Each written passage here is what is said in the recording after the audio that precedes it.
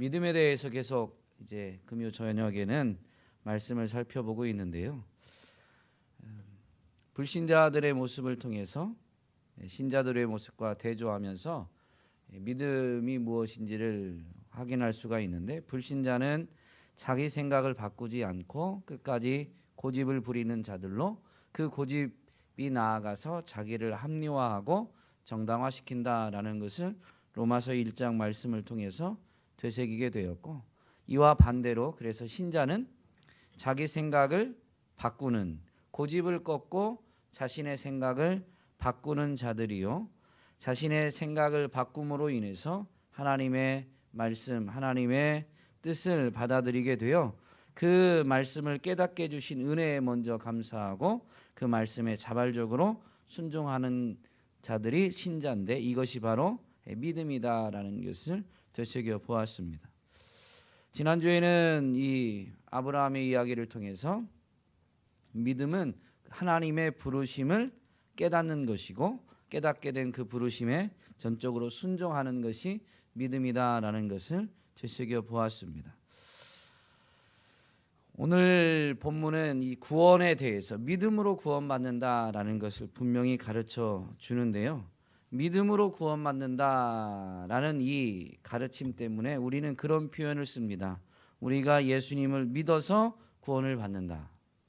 그런데 이 표현을 조금 잘 해야 될 필요가 있습니다. 이런 표현이 난무하다 보면, 아니 너무 이렇게 익숙해져 있죠. 우리가 예수님을 믿어서 구원을 받는다. 근데 우리가 믿어서 구원을 받는다라고 할 때 우리가 믿어서라는 이 표현 자체가 마치 믿음의 주체가 우리인 것처럼 보이고, 또 우리가 믿는다라는 이 표현 때문에 믿음의 주체가 우리이고, 그래서 우리의 그 믿는다는 것이 마치 구원의 근거가 되는 것처럼 착각하는 일들이 많이 생기게 됩니다.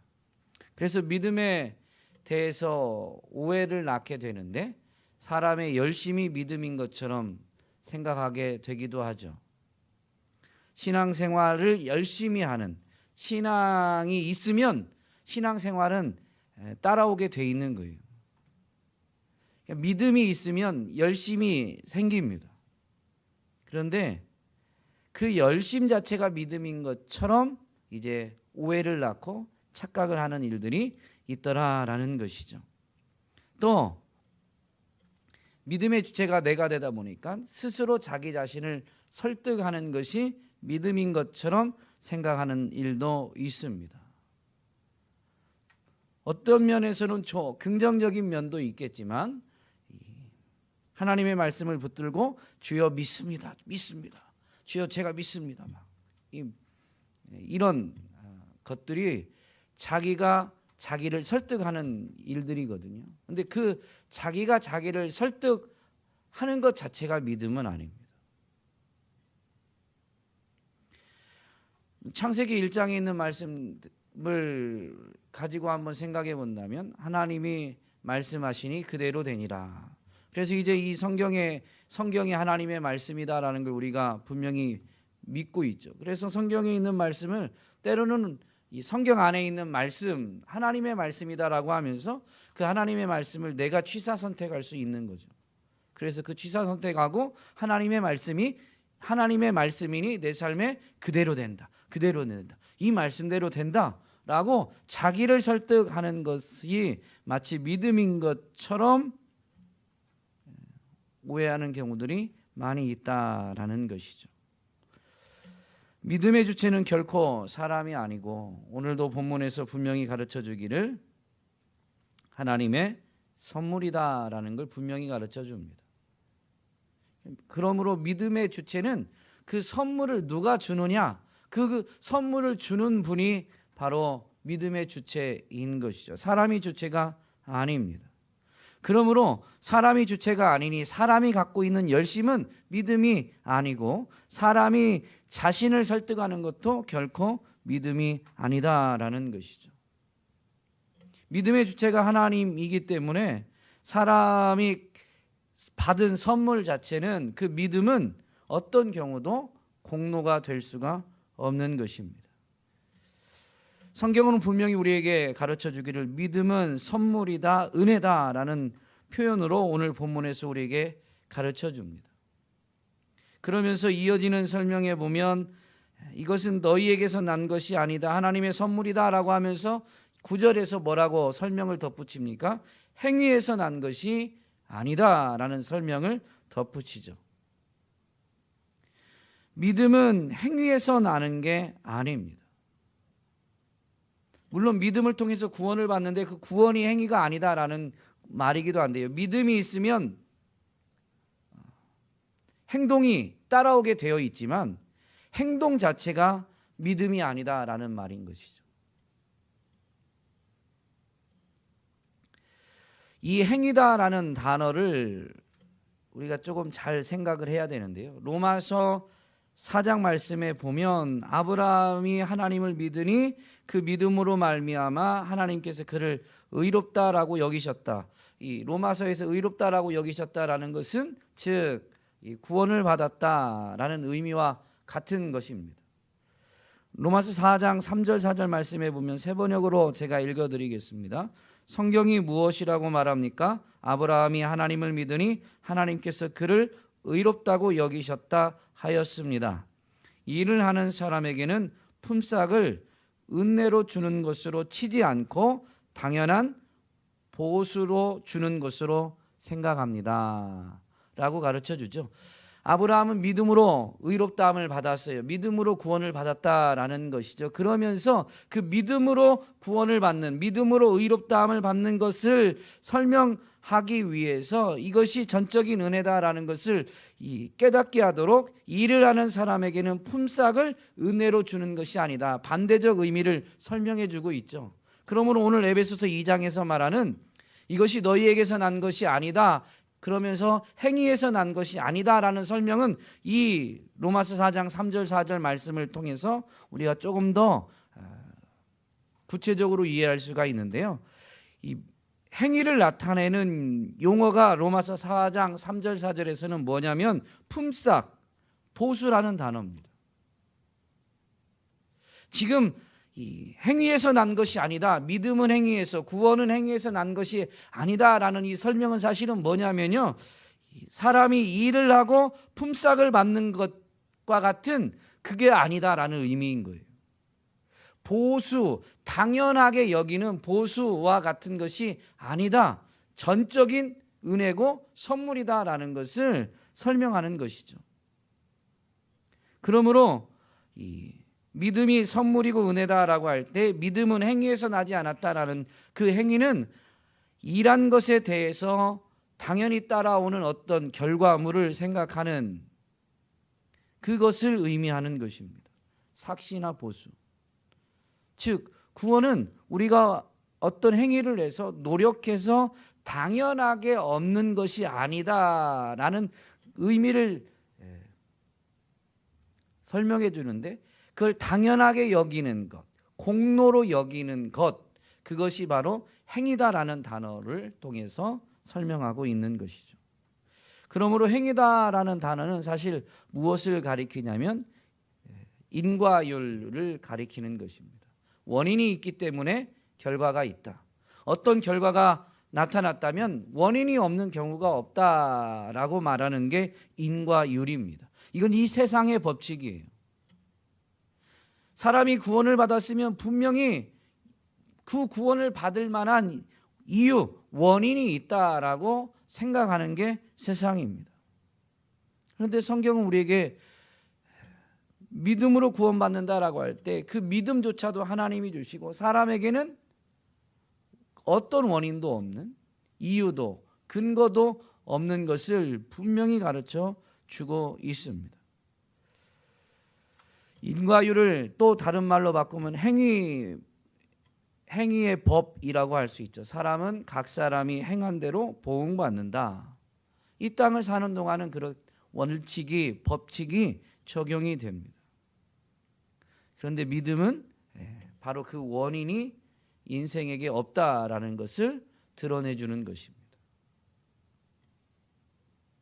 고린도전서 1장 24절 말씀에 보면 오직 부르심을 받은 자들에게는 유대인이나 헬라인이나 그리스도는 하나님의 능력이요 하나님의 지혜니라라고 선포하고 있습니다.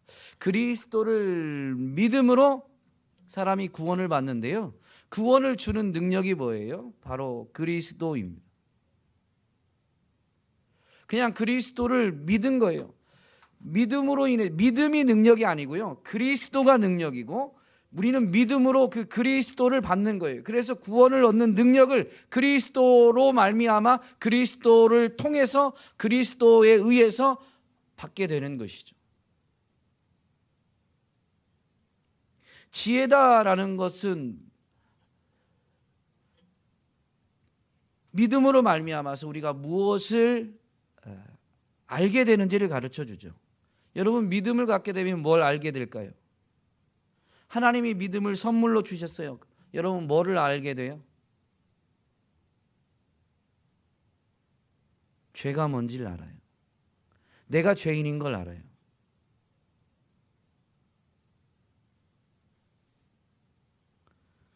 그래서 신앙생활하면서 깨름직한 게 느껴진다. 믿음이 있는 거예요. 여러분은 그런 분은 안 계시겠지만 요즘은 좀 모르겠습니다. 이게 좀 얘가 적용이 되려나 모르겠는데요.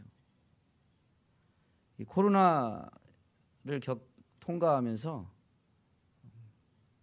온라인으로 드리는 예배도 예배다라고 이제 이렇게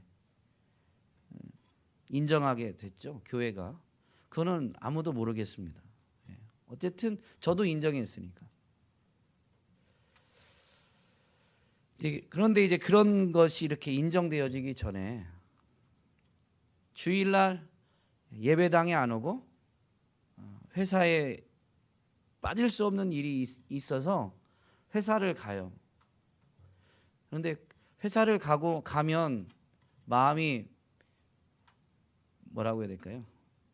편안해요? 뭔지 좀 찜찜해요?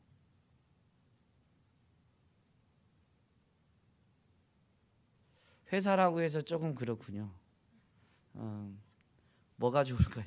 캠핑을 갔어요. 1년에 한 번이다.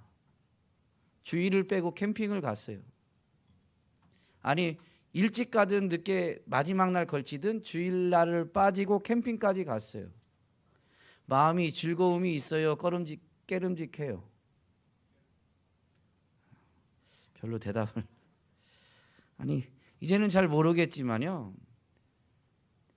이전 세대만 해도 주일날 그렇게 하는 게 매우 불편해요. 그게 이제 여러 가지 사연 때문에 2번, 3번 겹치다 보면 어떤 생각이 들어요? 이러다가 하나님한테 혼나는 거 아닌가? 이런 생각이 들어요. 저만 들은 것 같아요. 저만. 예전에.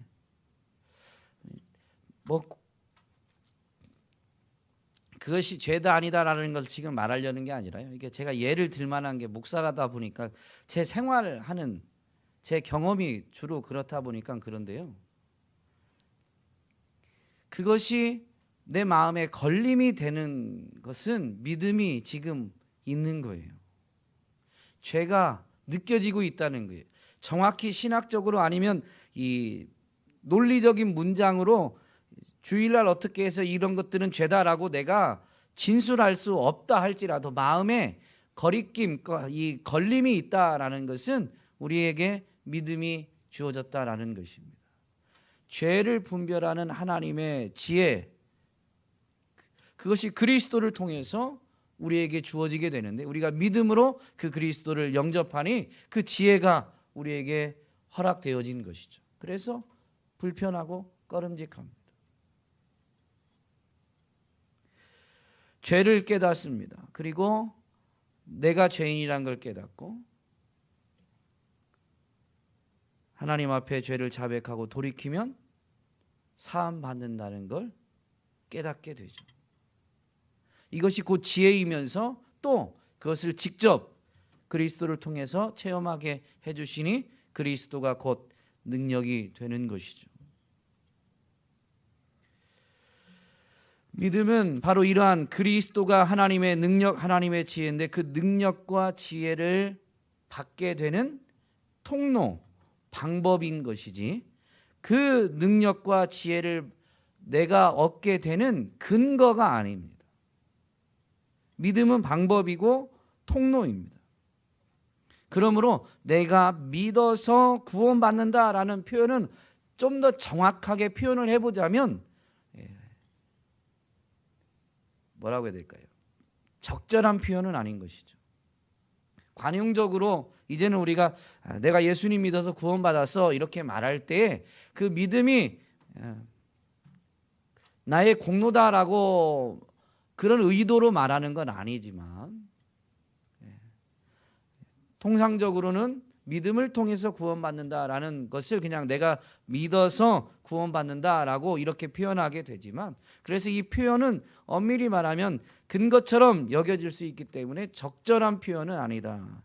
나는 믿음을 통해서 예수 그리스도를 믿는 믿음을 통해서 구원을 받았다라고 말하는 것이 조금 더 정확한 표현인 것이죠.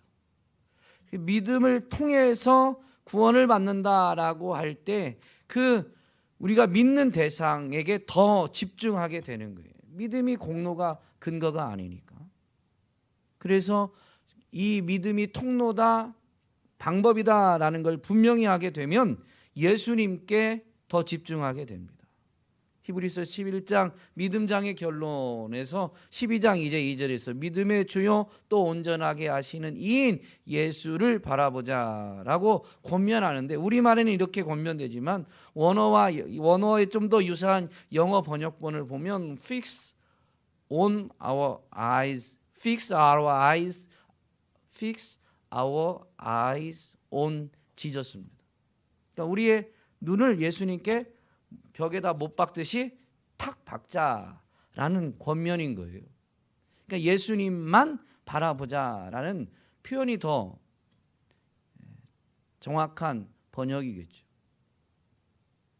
오직 예수예요. 우리 편에선 그 예수님을 바라보게 되는, 예수님을 영접하게 되는 오직 믿음인 거죠.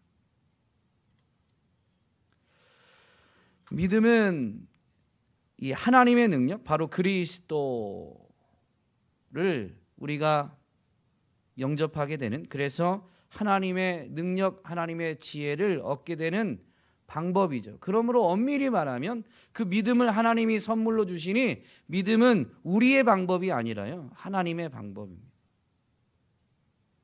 믿음은 우리의 방법이 아니고 하나님의 방법이다라는 것이죠.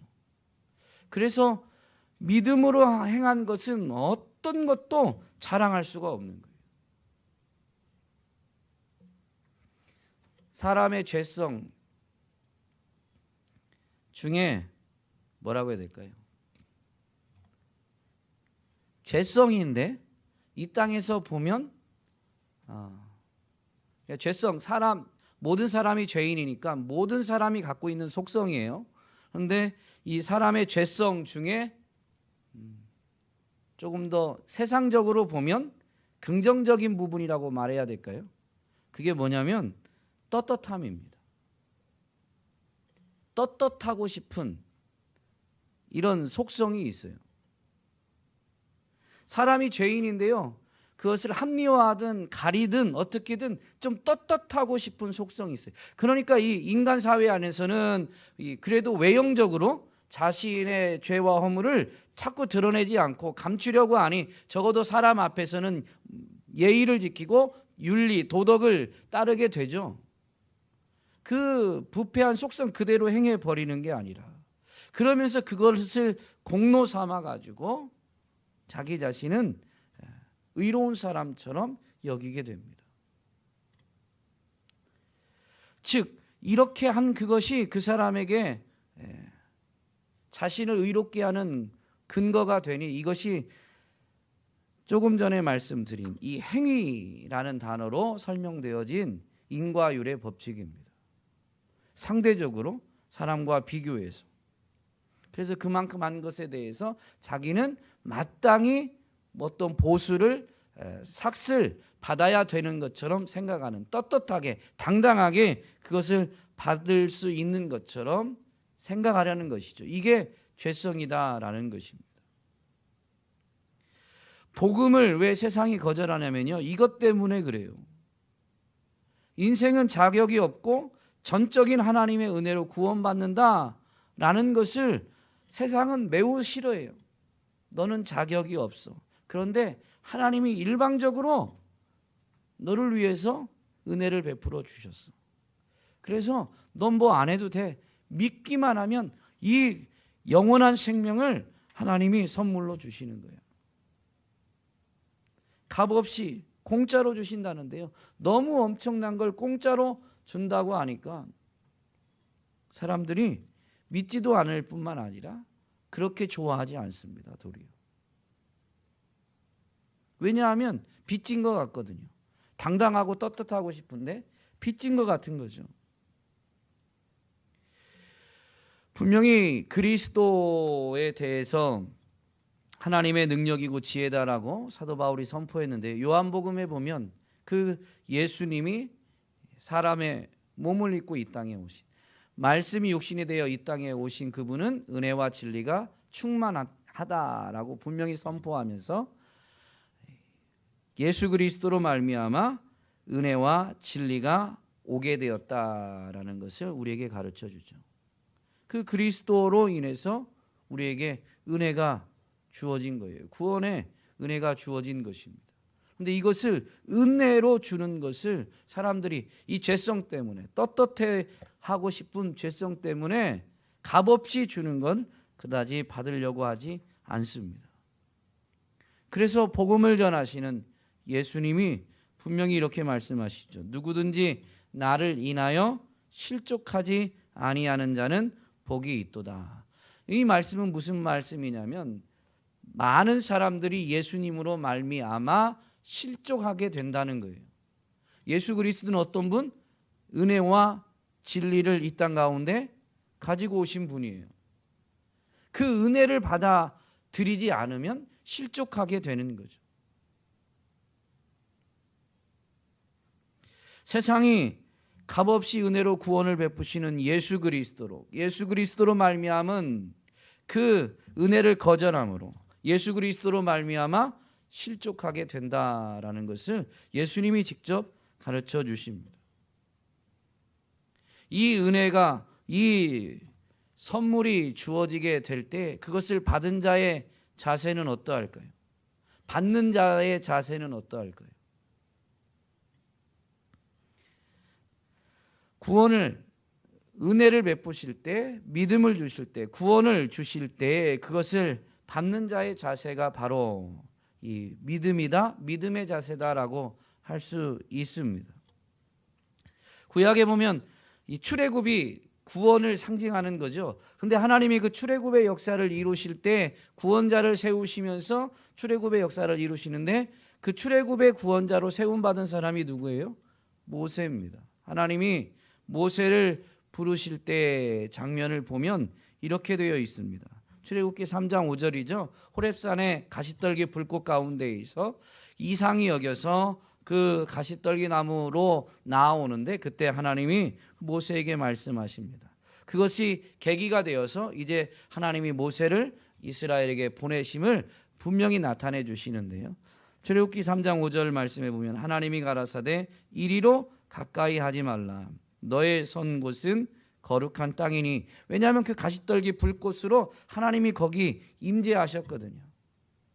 하나님이 거기 계시기, 지금 모세를 만나기 위해서 거기 임재하셨기 때문에 그 땅이 거룩한 땅이 되는 거예요. 내 발에서 신을 벗으라 라고 이렇게 요구합니다. 여기가 거룩한 땅이니까 너는 신을 벗어라 라고 말하거든요. 신을 벗는다, 무슨 의미냐면, 여러분 신은 왜 신어요? 신발 신고 발 하늘로 들고 가만히 있으려고 신발 신어요? 제가 너무 어려운 얘기 했나요? 활동하려고, 어떤 목적 있는 이 활동, 움직임을 위해서 취하는 장비가 신발입니다. 그런데 그 신발을 벗으라라는 것은 활동하지 말라라는 거예요. 오늘 우리가 읽은 에베소서 2장 말씀대로 하면 어떤 행위도 하지 말라. 그 행위가 뭐라고요? 움직임 자체를 말하는 건 아닙니다. 그 행위를 통해서 무언가를 하려는, 그 행위를 통해서 네가 무언가를 이룰 수 있는 것처럼 생각하는 어떤 것도 하지 말라라는 거예요. 왜냐하면 그를 택하시고 부르시고 그를 통해서 구원을 이루시는 그 일은 전적으로 하나님이 하실 것이기 때문에 출애굽의 구원자로 부름받는 모세에게 지금 가르쳐 주시는 믿음의 자세가 뭐냐면 너는 아무것도 하지 말라는 거예요. 모세가 아무것도 안 했냐? 그게 아니에요. 바로에게 가서 하나님이 재앙을 내리시는 것을 선포해야 되죠. 그러니 바로에게 계속 찾아갑니다. 완고한 이 바로를 계속 찾아간다는 건 쉬운 게 아니죠. 그가 갖고 있는 권세와 힘이 있는데, 그런데 그럼에도 불구하고 모세가 계속 찾아가요. 그것은 하나님이 말씀하셨기 때문이지 모세가 그렇게 해서 이스라엘 백성을 건져낼 수 있는 것처럼 바로의 마음을 돌릴 수 있는 것처럼 일점도 생각하지 않은 거예요. 그가 뭘 함으로 인해서 어떻게 될 것이다 라는 이 원인과 결과로 생각하는 어떤 행동, 어떤 그런 것을 하지 말라라는 의미가 바로 이 신발을 벗으라라는 거예요. 처음부터 끝까지 하나님이 하시겠다라는 거죠. 이제 출애굽의 지도자로 쓰임받은 모세가 이스라엘을 애굽에서 데리고 나왔는데 홍해 앞에 다다랐을 때 다시 마음을 바꿔먹은 이 완고한 바로가 군대를 이끌고 쫓아오게 되죠. 그 앞에는 홍해, 좌우에는 이제 산으로 둘러싸여 있고 뒤에서는 애국 군대가 쳐들어오니 사면 초가에 있는 그 이스라엘을 향해서 모세가 하나님께 기도하고 하나님의 말씀을 선포하는데 뭐라고 선포합니까? 출애굽기 14장 13절 14절 오늘 찬양도 하셨는데요. 너희는 두려워 말고 가만히 서서 여호와께서 오늘날 너희를 위하여 행하시는 구원을 보라. 너희가 오늘 본 애굽 사람을 또 다시는 영원히 보지 못하리라. 여호와께서 너희를 위하여 싸우시리니 너희는 가만히 있을지니라. 이스라엘 백성들이 아무 움직임도 안 하고 가만히 서서 가만히 있으라 이렇게 거듭 강조해서 하나님의 말씀이 모세를 통해서 선포되어졌으니까 이스라엘 백성들이 안 움직이고 가만히 있었나요? 너무 어려운 얘기예요. 갈라진 홍해를 그 강 바닥을 걸어갔습니다. 여러분 그들이 걸어갈 때 이 옆에 물기둥이 세워진 거 보고 우와 수족관이네 이렇게 감상하면서 갔을까요? 이거 무너질까 봐 막 뛰어갔을까요? 어떻게 갔을 것 같아요? 믿음의 수준이 여기서 나옵니다. 이제 저는 뛰어갔습니다. 이게 언제 이렇게 덮칠지도 모를 것 같고 뒤에 지금 애국 군대가 쳐들어오고 물론 하나님이 그 구름기둥 불기둥으로 막아주고 계시지만 어떻게 그 사이를 뚫고 나올지 모르니까 뒤에는 전차를 끌고 온 애국 군대가 있고 옆에 물기둥이 그냥 이런 유리 막대가 있는 게 아니고 하나님의 전적인 능력으로 했습니다. 이게 언제 쏟아질지 몰라요. 저 같으면 있는 힘을 다해서 빨리 갔을 것 같아요. 왜냐하면 짐이 있으니까 뛰어가지 못했겠지만 관람하면서 갈 수는 없는 거죠. 가만히 서 있으라고 했는데요. 발에 땀이 나도록 그 강을 열심히 걸어간 것이죠. 강을 건넜다고 해서 우리가 강을 건너서 구원받았어라고 말할 수 있어요? 없어요? 없어요. 가만히 선다라는 것은 아무 행동도 하지 않는다라는 의미가 아닙니다. 그 행동이 어떤 결과를 낳는 것이 아니다라는 것을 분명히 인정하는 게 가만히 있는 거예요. 우리가 행한 것이 어떤 결과를 낳을 수 있는 근거가 아니다. 우리의 땀이 이 결과물을 얻게 된 원동력이 원인이 아니다. 이걸 온전히 인정하게 되는 게 가만히 있는 거예요. 그런데 하나님의 구원의 역사를 체험하는 사람들은 어떻게 체험하냐면요, 다 가만히 서서, 신발을 벗고 가만히 서서 하나님의 구원을 체험하게 되는 거예요. 그 신발을 벗는 게, 가만히 서 있는 게 바로 믿음이다라는 것이죠.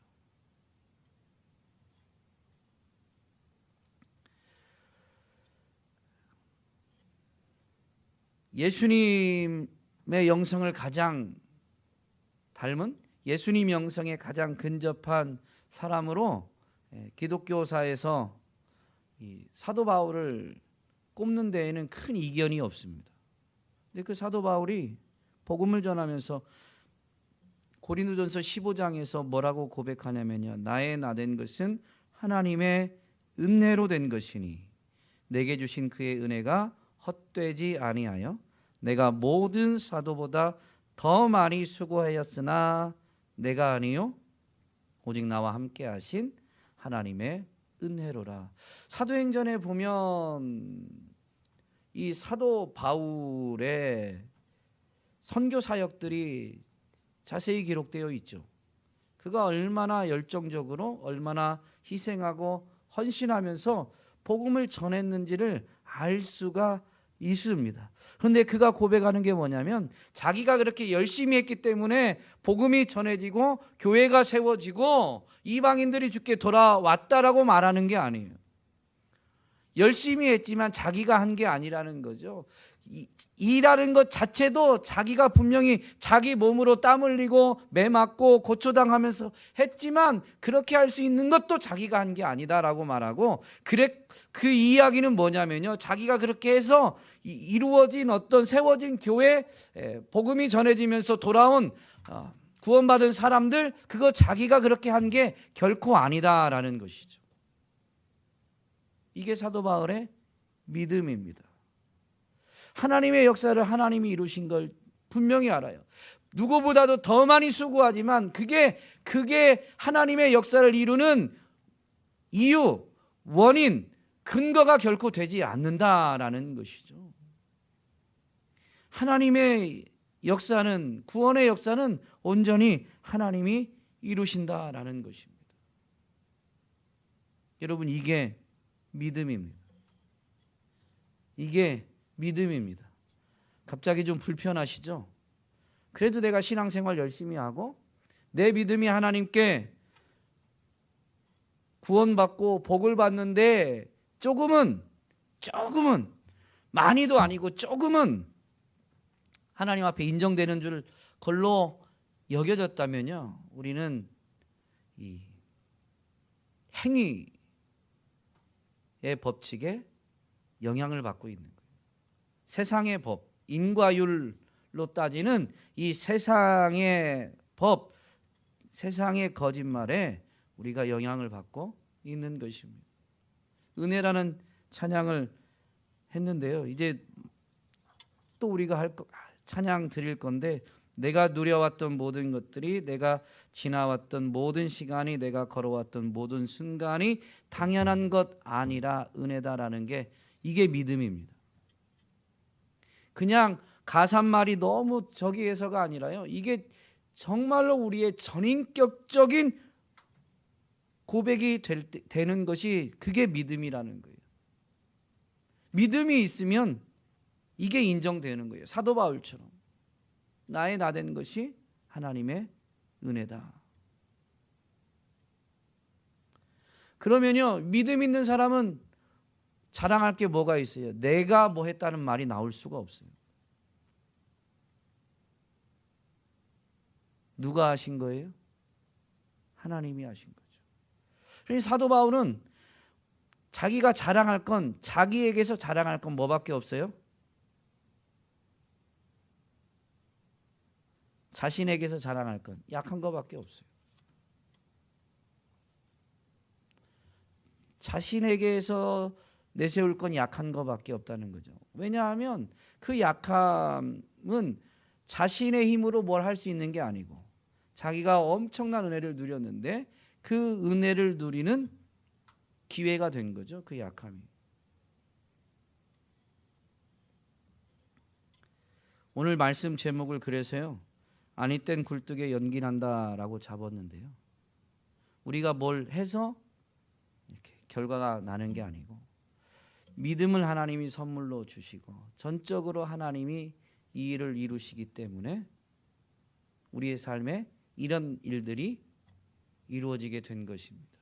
우리는 믿음으로 인해서 이걸 알게 되는 거예요. 내가 노력해서 여기까지 온 줄 알았는데 그게 아니고 하나님의 은혜다라는 것이죠. 오늘 저와 여러분이 참된 믿음으로 인해서 우리의 삶의 모든 것이 하나님의 은혜임을 분명히 깨닫고 전인격적으로 인정하면서 그래서 그 은혜에 붙들려서 사도 바울처럼 더 많이 수고하지만 우리가 수고해서 이게 아니라 여전히 하나님의 은혜임을 분명히 깨닫고 고백하면서 우리가 전하는 건 하나님의 은혜만을 하나님만을 증거할 수 있게 되기를 주님의 이름으로 권면드립니다.